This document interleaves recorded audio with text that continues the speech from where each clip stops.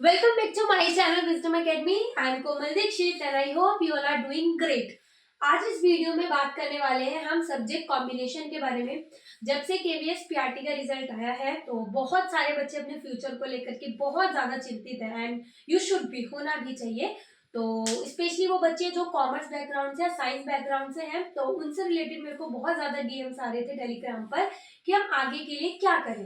मतलब अब आप लोग पीआरटी सिलेक्ट हो गए हो तो टीजीटी या पीजीटी पे जाने के लिए कॉमर्स वाले बच्चे क्या करें, वो किस सब्जेक्ट से मास्टर्स करें या बीएड में क्या सब्जेक्ट चूज करें। क्योंकि आप लोगों को पता है कि टीजीटी लेवल पर कॉमर्स बैकग्राउंड के कोई भी सब्जेक्ट्स नहीं होते, क्योंकि कॉमर्स आपको पढ़ाई जाती है 11th एंड 12th में, जिसमें हमारे बिजनेस स्टडीज एंड अकाउंटेंसी होती है। तो उसके लिए आपको पीजीटी कॉमर्स के लिए तो आप एलिजिबल हो जाते हो, लेकिन उन बच्चों का टीजीटी में क्या रोल है, वो टीजीटी में किस सब्जेक्ट से एलिजिबल होंगे या वो क्या सब्जेक्ट भर सकते हैं टीजीटी में। क्योंकि देखो, मास्टर्स के लिए बीएड तो उन्हें भी चाहिए, बीएड तो वो बच्चे भी करेंगे, लेकिन बीएड करने के बाद भी टीजीटी के लिए वो एलिजिबल नहीं है। So that's very bad. तो बहुत सारे बच्चे हैं जो सब्जेक्ट कॉम्बिनेशन के बारे में मुझसे पूछ रहे थे। तो आज इस वीडियो में हम बात करने वाले हैं सब्जेक्ट कॉम्बिनेशन बीकॉम वालों का।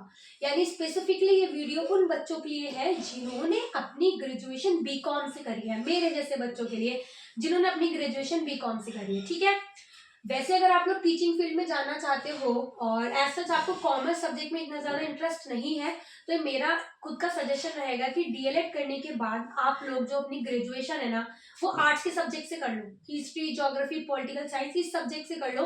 तो ये क्या होता है कि आगे आने वाले जो आपका फ्यूचर होगा, जो आपकी ग्रोथ होगा ना, उसके काफी सारे रास्ते खुल जाते हैं। वहीं पे जो साइंस बैकग्राउंड के बच्चे हैं या जो बीकॉम कॉमर्स वाले बच्चे हैं, उनका काइंड ऑफ डीएलएड के बाद ना फुल स्टॉप लग जाता है उनकी ग्रोथ पर, क्योंकि ना तो सब्जेक्ट कॉम्बिनेशन बनता है और आगे जाकर के उनके सब्जेक्ट कॉम्बिनेशन ना बनने के कारण उनकी ग्रोथ में भी थोड़ी सी प्रॉब्लम आती है। ठीक है, थोड़ा सा बैरियर हो जाता है ये चीज। तो जो भी न्यूली बच्चे हैं जिन्होंने डीएलएड करी है और आप लोग कॉमर्स बैकग्राउंड से हो, कॉमर्स में इतना ज्यादा इंटरेस्ट ना हो, तो आप लोग अपनी ग्रेजुएशन में बीए के सब्जेक्ट चूज करना। अगर आपको टीचिंग लाइन में आगे ही जाना है तो आपके लिए बहुत ज्यादा बेनिफिशियल रहेगा। ठीक है, तो अभी हम स्टार्ट करते हैं अपनी वीडियो। अब देखो, जो भी पीआरटी, DSSB में पीआरटी और जो केवीएस पीआरटी बच्चे सिलेक्ट हुए, वो सारे ही बच्चे डीएलएड प्लस सीटेट पर सिलेक्ट हुए। ठीक है, तो डीएलएड में तो आर्ट्स सब्जेक्ट्स का इतना कोई इशू था ही नहीं, कुछ भी इशू नहीं था। तो जो बच्चे जिन्होंने डीएलएड करी है उसमें से कुछ बच्चे आर्ट्स बैकग्राउंड के होंगे, कुछ बच्चे कॉमर्स बैकग्राउंड से होंगे और कुछ बच्चे साइंस बैकग्राउंड से होंगे। ठीक है, तो जो बच्चे कॉमर्स बैकग्राउंड से होंगे, ठीक है, जो बच्चे कॉमर्स बैकग्राउंड से होंगे, वो डीएलएड करने के बाद, सीटेट क्लियर करने के बाद कहाँ जाते हैं, ग्रेजुएशन। ठीक है, वो सारे ग्रेजुएशन करेंगे। मतलब क्यों कॉमर्स वाले बच्चे ही क्यों, सारे ही बच्चे ग्रेजुएशन की तरफ जाएंगे, लेकिन कॉमर्स वाले बच्चे मोस्ट प्रोबेबली जिनको लैक ऑफ नॉलेज है और जिनको अपना टीचिंग में करियर बनाना है, वो ग्रेजुएशन करते हैं बीकॉम से। ठीक है, अब आपने और मैंने सबने बीकॉम से ग्रेजुएशन कर ली। अब दिक्कत यह है कि ग्रेजुएशन करने के बाद हमको बीएड करनी पड़ेगी, क्योंकि हमें आगे पीआरटी के बाद टीजीटी जाना है, पीजीटी जाना है, लेक्चरर लेवल पे हम लोग ट्राई करने वाले हैं। तो बीएड तो मस्ट है, बीएड हमें करनी पड़ेगी। बीकॉम के बाद अगर हम बीएड कर लेंगे तो हम किस सब्जेक्ट से करेंगे, क्योंकि अगर आप इग्नू देखो या पर्टिकुलर स्टेट वाली बीएड देखो, वो पर्टिकुलर सब्जेक्ट्स में होती है। कॉमर्स में भी मान लो आपको बीएड में काफी जगह कॉमर्स से भी होती है। जिन बच्चों को नहीं पता तो मैं बता दूं, बीएड भी कॉमर्स में होती है। ठीक है, कॉमर्स से आपने बीएड कर ली, लेकिन उस कॉमर्स से की गई बीएड का फायदा ही क्या, क्योंकि टीजीटी लेवल पर यानी 6 to 10 तक किसी भी स्कूल में कॉमर्स के सब्जेक्ट नहीं होते। आप कॉमर्स के सब्जेक्ट एलिजिबल होते हो पढ़ाने के लिए 11th एंड 12th में।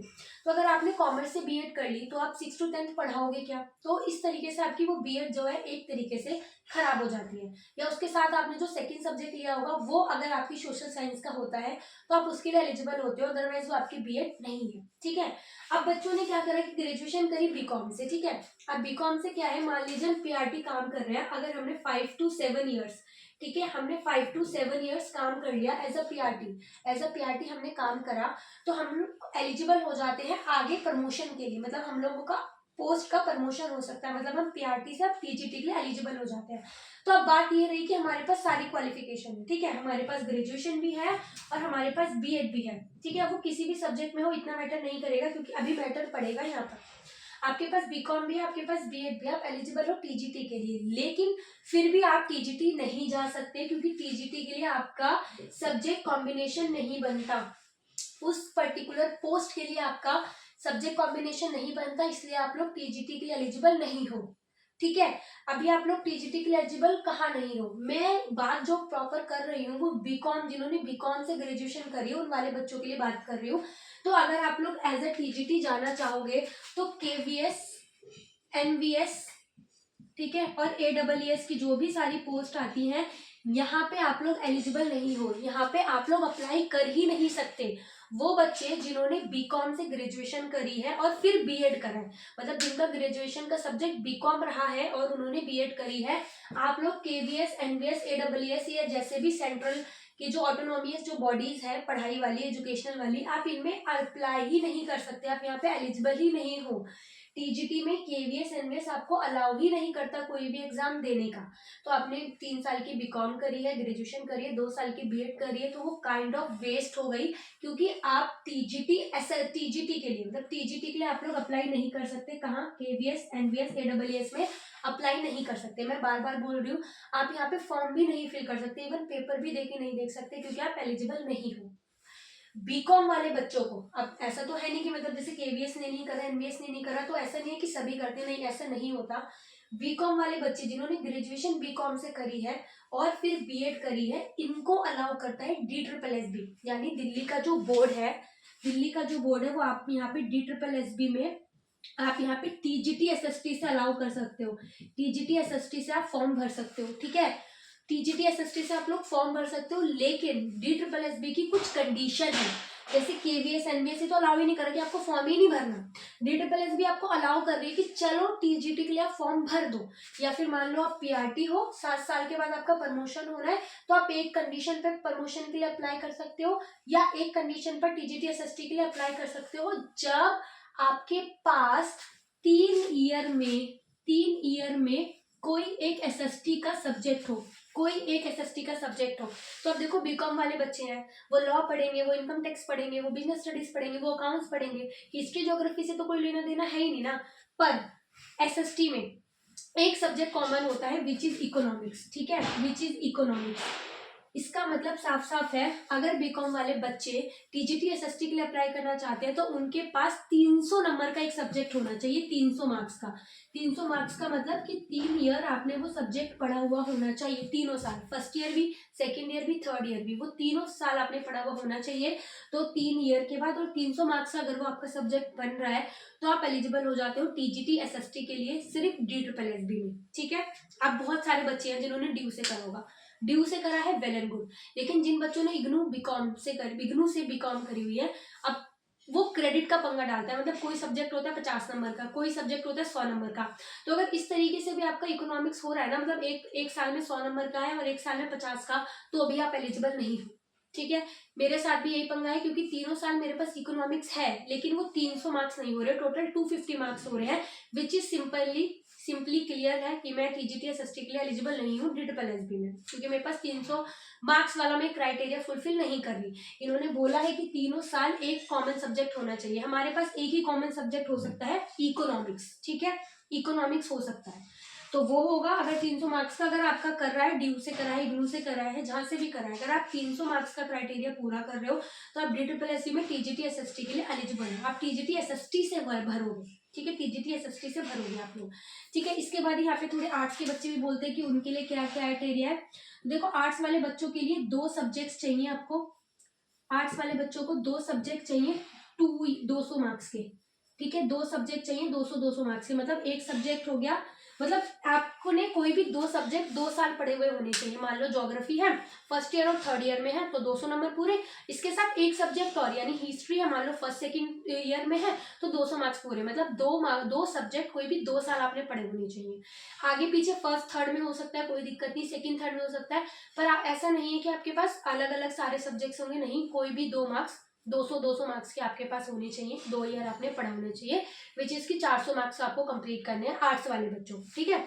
अभी यहाँ पे हम कॉमर्स वाले बच्चों की बात करें तो अब उनकी बात करते हैं। तो जो भी बच्चे ये क्राइटेरिया पूरा करेंगे तो वो टीजीटी एसएसटी के लिए एलिजिबल है। जैसे कि मेरी सिस्टर है, वो डीओई में टीजीटी एसएसटी है, तो उसका सारा बैकग्राउंड जो है वो कॉमर्स वाला ही रहा है। मतलब सेम मेरे जैसी क्वालिफिकेशन है हमारी, सेम कॉमर्स बैकग्राउंड, फिर ग्रेजुएशन, फिर मास्टर सेम, ठीक है। लेकिन वो टीजीटी एसएसटी के लिए एलिजिबल है क्योंकि उसका बीकॉम ऑनर्स था। तो ऑनर्स में इकोनॉमिक्स के सब्जेक्ट्स आपको पढ़ने पड़ते हैं, वो 300 मार्क्स वाला क्राइटेरिया फुलफिल हुआ है और वो TGT SST as a work कर रही है। तो जो बच्चे बोलेंगे कि नहीं अलाउ नहीं होता, नहीं होता है, ठीक है। इसके अलावा अगर आपके पास ज्यादा सब्जेक्ट बनते हैं और इकोनॉमिक्स होता है या एसएसटी का कोई भी और सब्जेक्ट बनता है, तो वो आपका प्लस पॉइंट काम करेगा DSSB में टीजीटी एसएसटी होने के लिए, ठीक है। अब इसके बाद आते हैं हम पीजीटी पर, ठीक है। बहुत बहुत सारे बच्चों को, बीकॉम वाले बच्चों को ये डाउट था कि दी अगर हम बीकॉम कर रहे हैं, हमने ग्रेजुएशन तो बीकॉम से कर ली, अब हम मास्टर किसी और सब्जेक्ट में कर लें, क्योंकि देखो हम अलाउ तो है नहीं, टीजीटी एसएसटी हम कहीं नहीं दे सकते, दिल्ली के अलावा हाँ आप यूपी में दे सकते हैं, ठीक है। यूपी में आपको वो 8 to 10 9 10 के लिए अलाउ करता है यूपी, लेकिन ध्यान रखना ये सेंट्रल की जॉब होगी और वो स्टेट की जॉब होगी। यूपी आपको कॉमर्स की वैकेंसी फिल करने की देता है अगर आपके पास बीएड है, डीएलएड है और ग्रेजुएशन है, तो इस बेस पे आप वहाँ पे फॉर्म भर सकते हो। और सीटेट 2 अगर आपने क्लियर किया हुआ है तो वो यूपी में है आपके साथ, ठीक है। अब हम बात करते हैं पीजीटी की।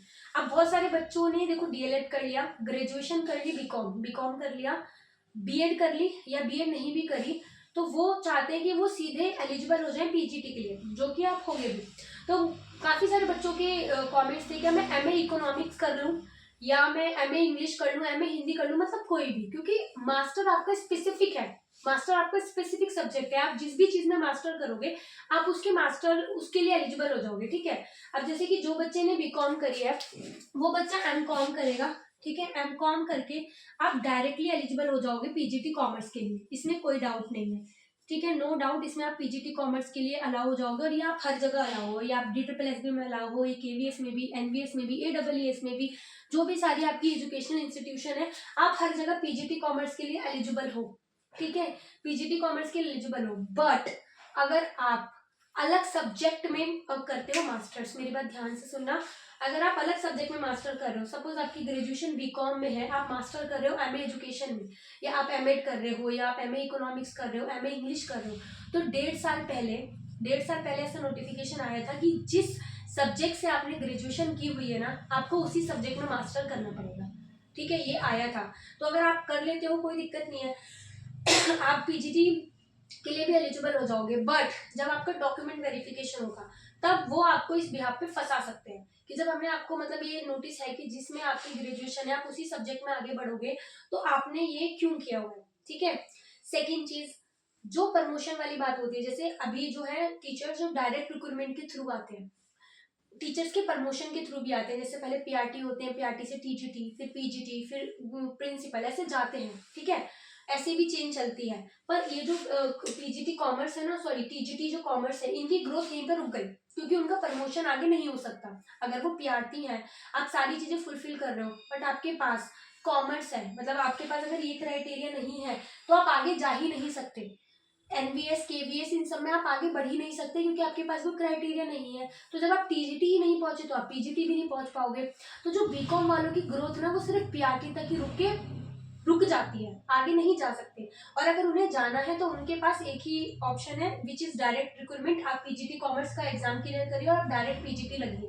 टीजीटी ये जो बीच की सीढ़ी है वो आपके लिए है ही नहीं, मतलब ग्रोथ कर करके, जैसे मान लो 10 साल 15 साल 20 साल काम करने के बाद जो प्रमोशन मिलेगा वो इनको नहीं मिलता, मतलब मैं भी इनमें ही होने वाली हूँ, वो चीज़ नहीं मिल पाती है।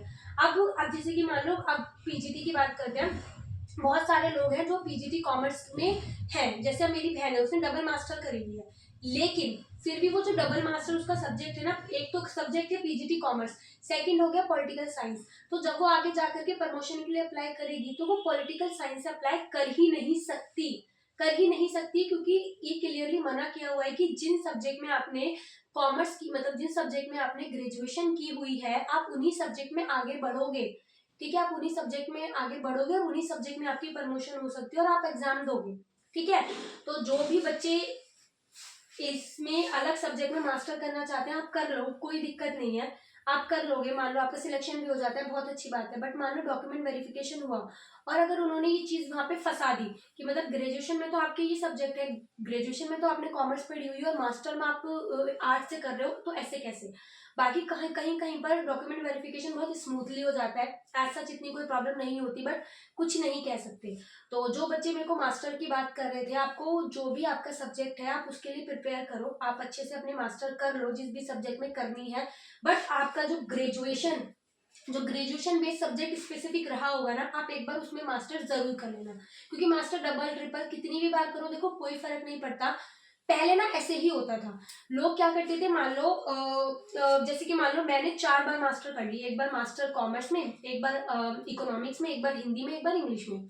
अब क्या हुआ, जब वैकेंसीज आई, पीजीटी की सारी वैकेंसी एक साथ आती है, तो मैं 4 पोस्ट के लिए एलिजिबल हूँ, ठीक है, मैं 4 पोस्ट के लिए एलिजिबल हूँ, मैं 4 पोस्ट के एग्जाम भर सकती हूँ। और पहले यही होता था, लोग क्या करते थे, बहुत अलग मास्टर कर लेते थे और अलग अलग पोस्ट के लिए एलिजिबल हो जाते थे। कुछ बच्चों को एक बार भी देने का मौका नहीं मिलता था, क्योंकि ओवर एज हो जाते थे या वैकेंसी में इनका कंपटीशन बढ़ जाता था ऐसे बच्चों का। तो इसी चीज को रोकने के लिए उन्होंने बोला कि आप मास्टर उसी सब्जेक्ट में करोगे जो आपका ग्रेजुएशन है, आप सेकंड सब्जेक्ट से दूसरा पोस्ट दे ही नहीं पाओगे। क्योंकि पहले ऐसे ही होता था कि मास्टर अलग अलग सब्जेक्ट में करके सब अलग अलग सब्जेक्ट के एग्जाम देते थे और फिर जिसमें एलिजिबल हो जाते थे निकल जाते थे। तो बच्चों को क्या होता था, कंपटीशन बहुत ज्यादा हो जाता था, बच्चों को मौका नहीं मिल पाता था। तो इस चीज को रोकने के लिए ये नोटिस आया था। तो सिंपल, इस वीडियो को बहुत बड़ी हो रही है I know, but I hope जो वीडियो मैं आपको समझाना चाह रही थी आ गया होगा। एक फटाफट से एक समरी ले लेते हैं सब्जेक्ट कॉम्बिनेशन बीकॉम वालों का। अगर आपको तीनों ईयर में आर्ट्स का कोई भी एक सब्जेक्ट इकोनॉमिक्स बनता है तो आप DSSB में अलाउ हो टीजीटी बनने के लिए। और जिन्होंने ग्रेजुएशन बीकॉम से करी है वो KVS, NVS, AWS इन सब के लिए एलिजिबल नहीं है। मास्टर किस में करें, मेरा सजेशन आपको ये रहेगा कि आपने जो ग्रेजुएशन में आपके सब्जेक्ट रहे होंगे आप मास्टर उसी में करें, उसी में अपना करियर देखें। अब सब्जेक्ट कितने भी खराब हो लेकिन पढ़ने तो पढ़ेंगे ही।